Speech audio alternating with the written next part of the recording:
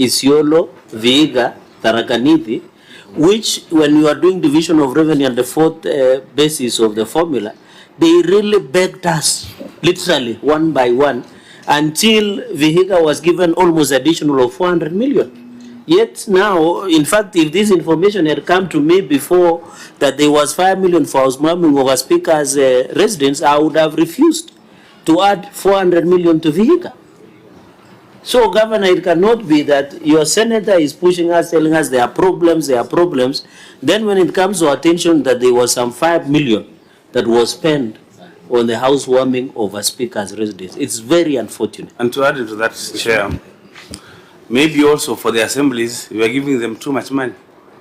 Maybe the 11%, 13%, 14%, and Akara is too much. Maybe we need to go by the 7%.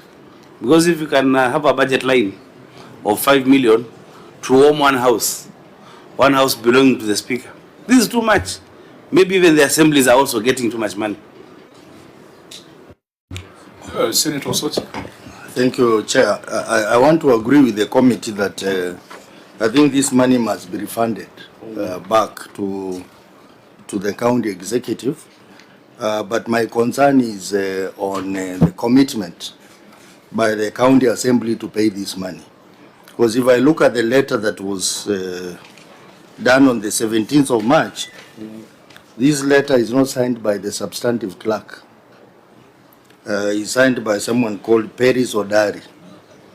So maybe on that note, the executive should tell us, is there any commitment based on this letter to repay this money to the county executive? Why didn't the substantive clerk be the one to write this letter to the county executive? Who is this Peris Odari?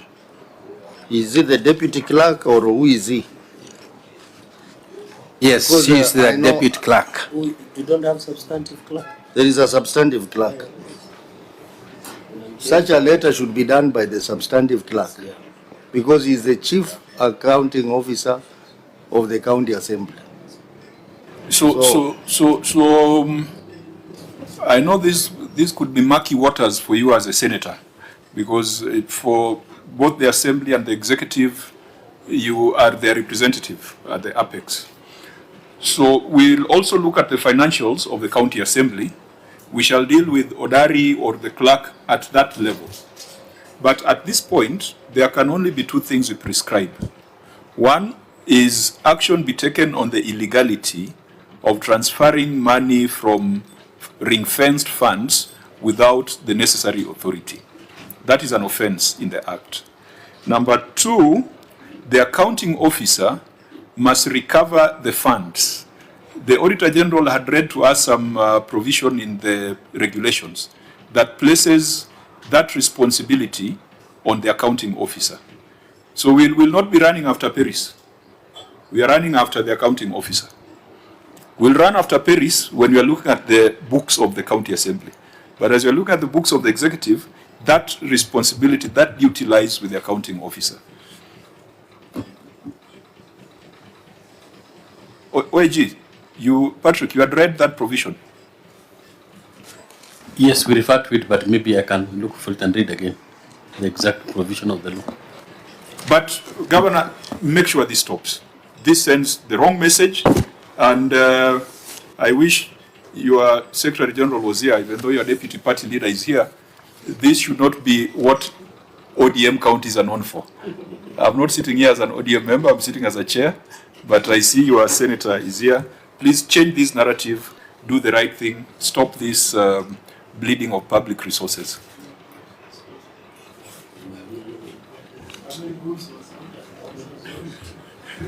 For 5 million.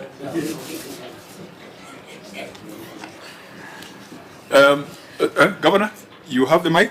Yes, I think I appreciate your advice and I'll take action. Fine, members. Chair, on a lighter touch, I want to, you know, food is a serious matter in that region. I wanted to know whether the area senator was invited, because maybe he can also be a witness. Maybe he can tell us whether he was invited or not. You know, he's also the deputy party leader of ODM. Was he there? So that we are aware whether whether this event happened. Maybe we are discussing. I was trying to protect him. I didn't want him to say too much about this.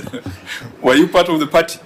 No, Chair, I was indeed invited, but I did not attend because you know, because you are aware that that same house has audit queries with this committee as well. Yeah, so I think this one allow us to be the ones to squeeze the boil, because definitely there's a boil there that needs to be squeezed. Now, so you're giving 5 million for a housewarming, but you've got 1.7 billion as pending bills.